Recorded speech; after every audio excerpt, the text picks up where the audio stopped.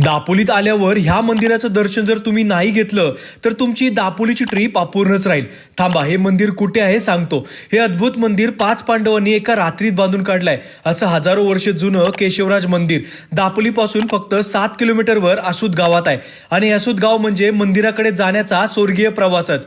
असं का, तर इथे आहेत नारळी, पोपळी, मिरी, लोंग असे मसाल्याच्या बागा आणि याच गावातून ही वाट जाते. अतिशय सुंदर तो रस्ता येऊन पोहोचवतो आपल्याला केशवराज मंदिराजवळ. काही पायऱ्या उतरून मग हा नदीचा पूल लागतो. हा जो पूल बघतोय आपण, हा एक केशवराज पूल, जो की खाली ओढा आहे छोटासा. इथे थोडा वेळ खरंच थांबा आणि पुढे काही पायऱ्या चढून तुम्ही येता या दाट हिरव्या झाडांमध्ये असलेल्या लक्ष्मीनारायण म्हणजेच केशवराज मंदिराजवळ.